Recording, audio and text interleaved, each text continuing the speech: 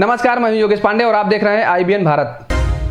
उत्तर प्रदेश में पिछले 24 घंटे में कोरोना संक्रमण के 82 नए मामले सामने आए हैं। इनमें 43 मामले जमातियों के हैं, जिससे मरीजों की संख्या बढ़कर 823 तक पहुंच गई है। तो वहीं 14 लोगों की कोरोना वायरस से मौत भी हो चुकी है। मुरादाबाद में गुरुवार देर रात 11 लोगों में कोरोना की पुष्टि हुई है। नोएडा में लॉकडाउन का उल्लंघन करने वाले 17 लोगों के खिलाफ केस दर्ज किया गया है। तो वहीं पुलिस ने 54 लोगों को गिरफ्तार भी किया है।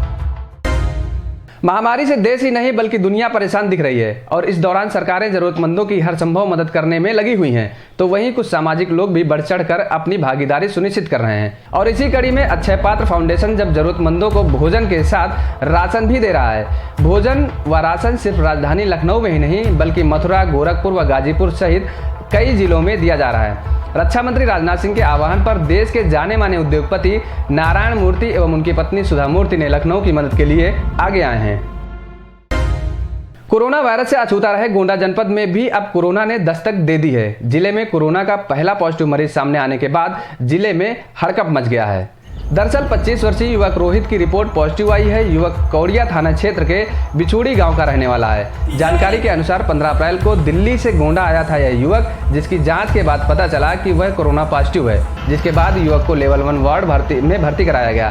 साथ ही युवक के संपर्क में आए लोगों की जिला प्रशासन द्वारा तलाश जारी है। यह जानकारी डीएम गोंडा ने अपने ट्वीट के जरिए भी दिया। आज सुबह KGMU से जो हमने सैंपल भेजे थे उसमें एक पॉजिटिव रिपोर्ट हमें मिली है। जो पेशेंट मिला है उसको L1 फैसिलिटी जो हमारी क्वाड्री प्रकाल में बनाई गई है उसमें उसको शिफ्ट कर दिया गया है। उनके परिवार के जो लोग हैं उनको इंस्टीट्यूशनल क्वारंटाइन की फैसिलिटी जो हमारी गोंडा में स्थापित है उसमें किया गया है। उनके साथ कुछ और लोग भी थे जिनके रिपोर्टें नेगेटिव थी, पर उनको भी एहतियातन हमने अपनी इंस्टीट्यूशनल क्वारंटाइन फैसिलिटी में उनको शिफ्ट कर दिया है। गाँव को सील करने की कार्रवाई हमने कर दी है। वहाँ पर 1 किलोमीटर के रेडियस में कंटेनमेंट की एक्टिविटी की जा रही है। वहाँ पर चिकित्सा विभाग और हमारी दूसरे अन्य विभागों की मदद से टीमें बनाते हुए घर घर वहाँ पे सर्वे कराया जा रहा है, ताकि किसी कोई भी ऐसा कोई सैंपल ना बचे जिसकी हम जांच ना करा पाएँ, या फिर कोई भी ऐसा कोई पेशेंट ना हो जिसके अंदर कोई लक्षण हो जिसके अंदर हमें जांच कराने की ज़रूरत है और उसकी जांच कराई जाए। क्या कुछ लोगों को और लाया गया है मुख्यालय पे एम्बुलेंसों से?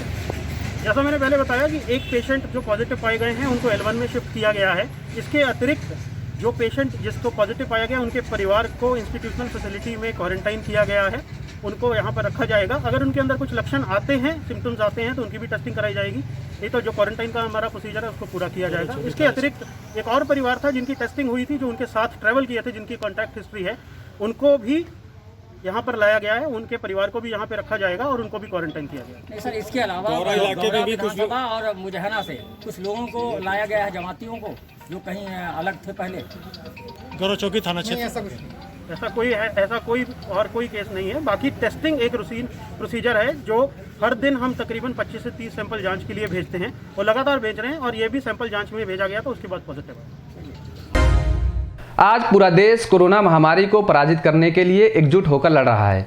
कोरोना को पराजित करने के लिए हर वर्ग के लोग लॉकडाउन का पालन भी कर रहे हैं। शासन प्रशासन लॉकडाउन के कारण आम जनता को आ रही दिक्कतों को हर स्तर से दूर करने में लगा है। इसी क्रम में देवरिया जनपद के पुलिस महकमा भी अपने स्तर से लॉकडाउन का पालन करने के साथ ही जरूरतमंदों की हर संभव मदद करने में आगे आ रहा है। जनपद के गौरी बाजार थाना क्षेत्र के बैतालपुर पुलिस चौकी पर पुलिस प्रभारी राकेश पांडे के नेतृत्व में छात्र संघ इंफ्रा लिमिटेड द्वारा उपलब्ध कराए गए खाद्य सामग्री को बैतालपुर कस्बे के आसपास के चिन्हित 100 जरूरतमंदों को वितरण किया गया। आरक्षी अजीत पाठक रामचंद्र मौर्य के द्वारा सबको लॉकडाउन व सोशल डिस्टेंसिंग का पालन करने व बिना मास्क घर से बाहर न निकलने की शपथ भी दिलाई गई।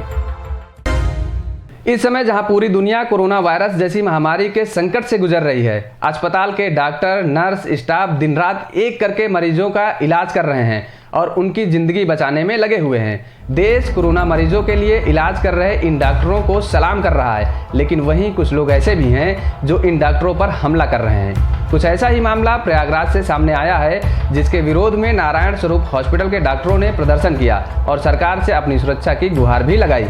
साथ ही डॉक्टरों ने लोगों से अपील की कि डॉक्टरों का वह पूरा सहयोग करें। कोरोना हमारे देश में फैल रहा है, दिन प्रतिदिन इसके मरीजों की संख्या बढ़ती जा रही है। उसके फलस्वरूप हमारे डॉक्टर्स की जिम्मेदारियाँ भी बढ़ती जा रही हैं और हम लोग बिल्कुल अपनी ड्यूटी पे हैं और लगातार मरीजों की देखभाल कर रहे हैं, लगातार मरीजों का इलाज कर रहे हैं। ऐसे दौर में जैसे ही खबर आती है कि डॉक्टर के ऊपर हमले हो रहे हैं, उससे हम बहुत विचलित होते हैं, दुखी होते हैं और स्वाभाविक है फिर उस हालत में काम करना बहुत कठिन है। एक तो ऐसे ही कोरोना का बहुत बड़ा तनाव, ऊपर से डॉक्टर्स पे हमले, उन पर पत्थर, इस तरह का व्यवहार बहुत कठिन है। जहाँ पे आप एक तरफ डॉक्टर्स को भगवान मान रहे हैं, जहाँ पे मंदिर मस्जिद सब कुछ बंद हैं और डॉक्टर अस्पतालों में काम कर रहे हैं, ऐसे दौर में अगर इस तरह का व्यवहार हमारे समाज से, हमारे कुछ लोगों के द्वारा अगर होता है तो उससे डॉक्टर्स का मोरल बहुत डाउन होगा और उन्हें काम करने में बहुत असुविधा होगी। तो हमारी ये मांग है कि कम से कम इस तरह की कहीं अगर घटना होती है तो उस पर सख्त से सख्त कार्रवाई हो, जिससे कि इस तरह की घटना को पुनरावृत्ति ना हो सके और डॉक्टर काम कर सकें।